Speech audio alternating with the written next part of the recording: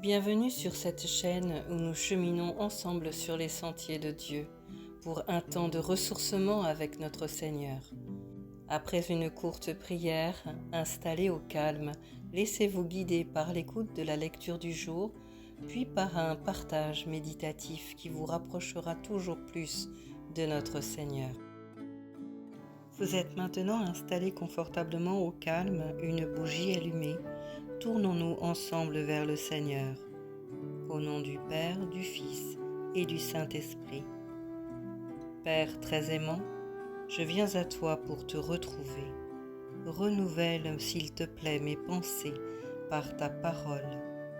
Cher Saint-Esprit, instruis-moi, s'il te plaît, guide-moi aujourd'hui. Seigneur Jésus, accorde-moi de ressentir en ces temps de ressourcement ta présence, ta paix et ton réconfort. Au nom de Jésus. Amen. Poursuivons ensemble notre marche vers Noël, éclairée aujourd'hui par la bougie de l'amour.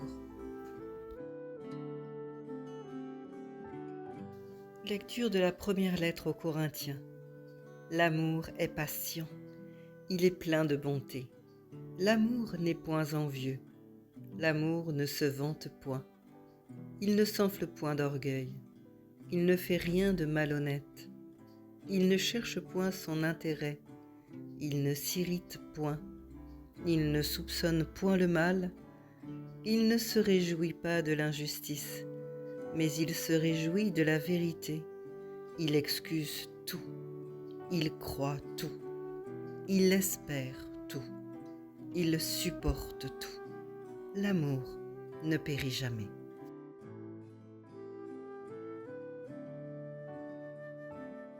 Dieu est amour, nous révèle Jean dans sa première lettre. L'amour incarné qui décide de se faire l'un des nôtres, de chair et de sang, pour mieux nous comprendre, nous aimer, nous pardonner. Une nuit d'hiver, alors qu'il fait froid dans tous les cœurs, y compris dans celui de Dieu qui se trouve privé de sa création, toi, moi, il décide d'envoyer son Fils unique pour faire un pont de réconciliation. Son amour pour toi, pour moi, est si fort qu'il fait ce premier pas dans le froid de l'hiver pour réchauffer les cœurs, leur redonner l'espérance d'une vie meilleure, sa paix, sa joie et son amour.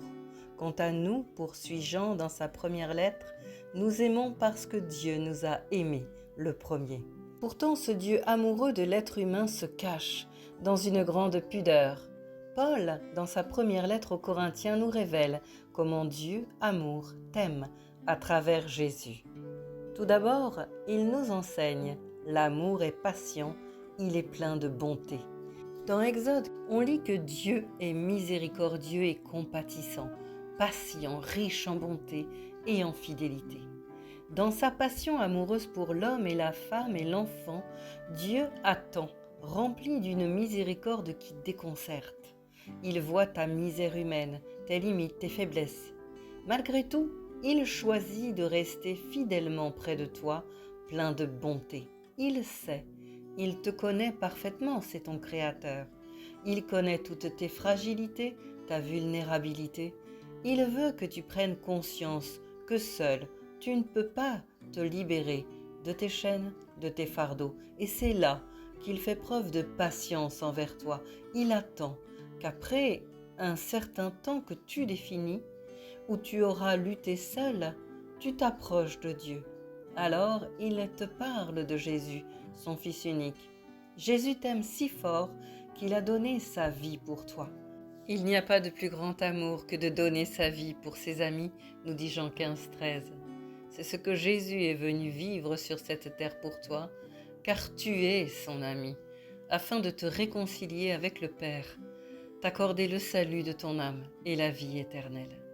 Parce qu'il t'aime, Jésus ne soupçonne pas le mal. L'amour ne soupçonne pas le mal. L'amour excuse tout, il croit tout. Alors viens à lui autant de fois que tu en as besoin, car nous sommes des êtres faibles qui avons besoin de temps, parfois de plusieurs carrefours identiques pour réussir à nous défaire de nos péchés. Jésus le sait et te montre ces marques des clous à la croix du calvaire, à chaque fois que tu reviens demander pardon. Parfois, il faut du temps pour que tu sois définitivement libéré et délivré. L'amour espère tout, il supporte tout. Jésus a confiance en toi, il espère en toi, il supportera le supplice de la croix pour te sauver jusqu'au bout. Ce Dieu majestueux vient très humblement dans une étable loin de la gloire qui aurait dû lui être offerte. L'amour ne se vante pas, l'amour ne cherche pas son intérêt. Au contraire, Dieu ne recherche que ton intérêt, il rêve à ton bonheur, c'est là son plaisir. Le verset d'Exode 34, 6 que nous avons lu tout à l'heure et qui évoque la patience et la bonté de Dieu démarre en fait par ces mots.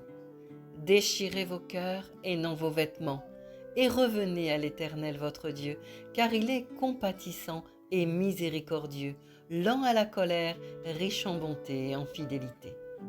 Parce que Dieu est amour, parce qu'il nous a aimés le premier, revenons à lui d'un cœur sincère, tendons-lui nos bras et notre cœur fébrile pour qu'il nous les réchauffe.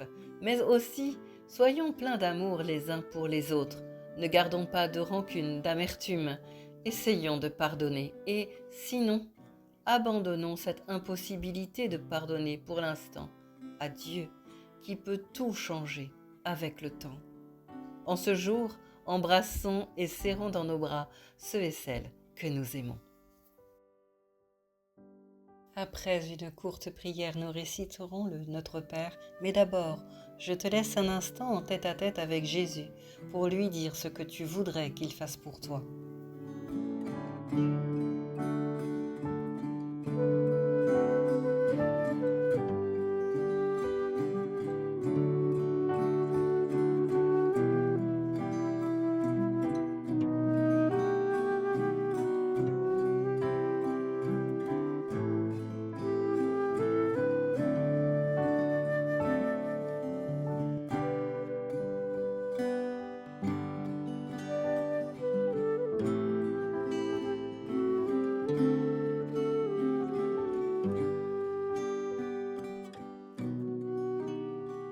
Prions ensemble, au nom du Père, du Fils et du Saint-Esprit. Père très aimant, merci de m'aimer tel que je suis, d'attendre patiemment et fidèlement que je revienne vers toi pour me pardonner et me délivrer. Jésus, merci d'avoir donné ta vie à la croix du calvaire pour moi, que tu considères comme ton ami. Je veux t'aimer à mon tour, car tu es mon Seigneur et mon Sauveur. Au nom de Jésus. Amen.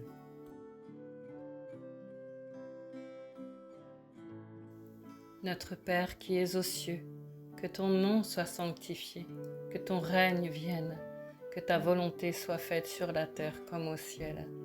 Donne-nous aujourd'hui notre pain de ce jour. Pardonne-nous nos offenses, comme nous pardonnons aussi à ceux qui nous ont offensés. Ne nous laisse pas entrer en tentation, mais délivre-nous du mal, car c'est à toi qu'appartiennent le règne, la puissance et la gloire, pour les siècles des siècles. Amen. Je t'invite à me rejoindre pour allumer ensemble la 4e bougie de l'Avent, celle de l'amour. Un short, courte vidéo, est disponible sur ma chaîne dès aujourd'hui. Si ce message vous a encouragé ou si vous pensez qu'il peut encourager un de vos proches, partagez-le. Mettez le petit pouce afin de bénir un plus grand nombre et booster cette vidéo dans les algorithmes. Abonnez-vous pour recevoir la chronique de dimanche prochain. Prenez bien soin de vous. Belle semaine à chacun et à dimanche prochain.